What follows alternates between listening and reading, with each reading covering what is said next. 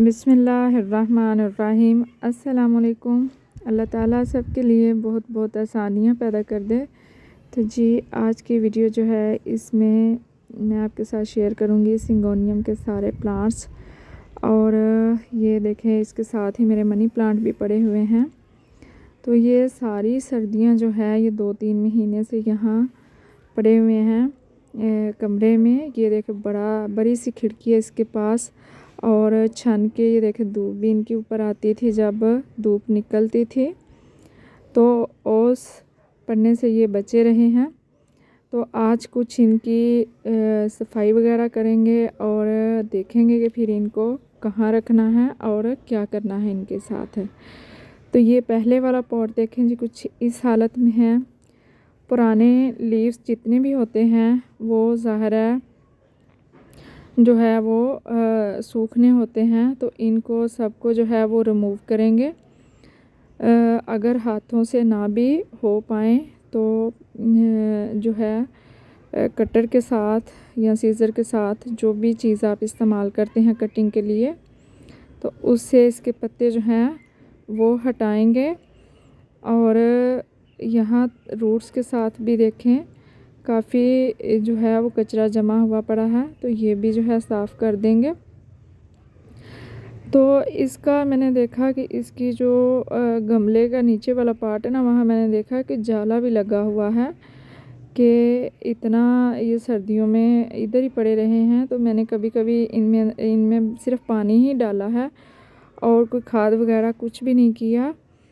तो ये सारा कचरा इस एक गमले से निकला है। ये सारे पत्ते जो लटके हुए थे ये सारे मैंने रिमूव कर दिए हैं और थोड़ी सी अच्छी सी इसकी जो हमें लुक है वो दिखाई देगी। ये देखें, और ये जो हरी हरी इसकी डंडियाँ थी ये सारी मैंने इसलिए नहीं काटी कि हो सकता है यहाँ से इसके नए पत्ते जो हैं इनकी डंडियों के ऊपर वाले पार्ट से ही जो हैं वो निकले, क्योंकि एक गिरा सी होती है तो वहाँ से उम्मीद होती है कि पौधे का नया पत्ता जो है वो दूसरे वाला बन जाए।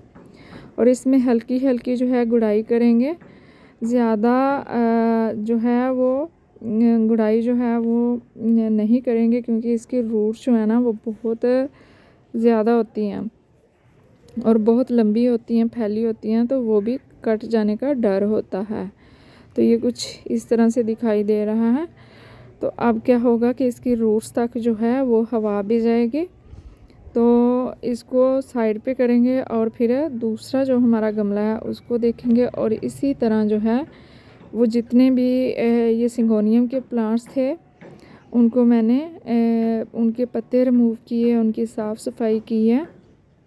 तो इनको कटिंग से हमने ये सारे जितने भी प्लांट्स हैं ना ये मैंने सारे कटिंग से ही लगाए हुए हैं। जो इनका मदर प्लांट है उसको मैंने एक तजर्बे के तौर पर जो है वो रूम में नहीं रखा था, वो बाहर ही पड़ा हुआ था जहाँ सारी गर्मियाँ वो रहा है बालकोनी में। तो वो भी ठीक है, उसकी हालत भी ठीक है, वो भी ख़राब नहीं हुआ है। तो छत के ऊपर पिछले साल सिंगोनियम का मेरा एक पौधा था, बहुत अच्छा गमला था, 12 इंच का गमला था, तो बड़ा हुआ था। तो सर्दी से वो लास्ट वाले डेज़ में जाके तो वो ख़राब हो गया था बिल्कुल। तो इसलिए फिर मैंने ये सारे प्लांट जो हैं यहाँ रख दिए थे। तो इसकी भी देखें साफ़ सफाई करने के बाद मैंने पत्ते भी रिमूव कर दी हैं और गुड़ाई भी कर दी। और ये एक इसकी जो स्टॉक लंबी सी बनी हुई थी वो मैंने कट कर दी है, उससे हम और कटिंग लगा के पौधे जो हैं बना सकते हैं। तो इसका देखें ये जो पौधे थोड़े छोटे गमले में लगे हुए हैं और जिनकी मैंने कटिंग जो है वो बाद में लगाई थी थोड़ी, उनकी स्टॉक्स बहुत लंबी लंबी बन गई हैं। और एक गमला जो है उसमें कोई स्टॉक नहीं निकली है, बाकी सारे ही प्लांट्स जो हैं उनकी स्टॉक्स ये देखें बनी है। हालांकि ये एक ही पौधे की कटिंग्स हैं। ये मुझे समझ नहीं आई कि एक गमला जो है उसमें तो कोई स्टॉक भी नहीं निकली है, हालांकि उसके भी प्लांट्स काफ़ी ज़्यादा बन गए हैं। उनको हम मल्टीप्लाई कर सकते हैं अगर करना चाहें तो अपनी रूट से वो ऐसे ज़्यादा पौधे बना लेता है। लेकिन ये देखिए इसकी स्टॉक भी कितनी ज़्यादा है। और ये स्टिक के ऊपर मैंने कपड़ा लपेट के, तो गर्मियों में मैं इसको गीला कर देती थी, इस कपड़े के ऊपर पानी डाल देती तो रूट जो है उसी से नमी लेती रहती थी। तो ये ठीक है। और छोटे से ये 3 इंच का ये छोटा सा नर्सरी वाला जो पॉट होता है प्लास्टिक का, ये इसमें लगे हुए हैं।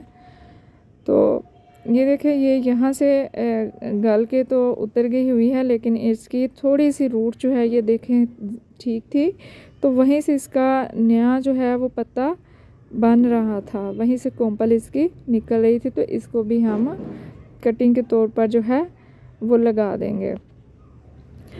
तो इस तरीके से जो है हम सिंगोनियम की कटिंग लगा सकते हैं। पहले इसको पानी में लगाएं, बाद में मिट्टी में लगाएं, तो ये बहुत तेज़ी से चलते हैं, बड़ी जल्दी रूट्स बनाते हैं। तो ये देखें, मेरे पास मुझे कोई बोतल नहीं मिल रही थी इस टाइम में, कुछ और नहीं मिल रहा था, तो मैंने गिलास में पानी डाल के तो उसमें ये रख दिया है। और अब इसको मैं यहीं कमरे में छाया में ही पड़े रहने दूँगी। और बाकी के जो सारे पौधे हैं इनको उठा के तो बाहर शेड के नीचे रख दूँगी। अब यहाँ कमरे से निकालूँगी, एकदम बिल्कुल खुले आसमान के नीचे नहीं रखूँगी। आस्ता आस्ता जो है वो धूप में तो बल्कि इनको रखूँगी नहीं, छाया में ही रखूँगी, लेकिन बाहर की तरफ आस्ता आस्ता लेकर जाएंगे। तो यहाँ पर देखे ऊपर छत था, तो इसलिए इसको इस तरीके से हम बाहर निकालेंगे सेहन में। तो उम्मीद करती हूँ कि आपको ये छोटा सा मेरा काम जो है वो अच्छा लगा होगा, मेरे प्लांट अच्छे लगे होंगे।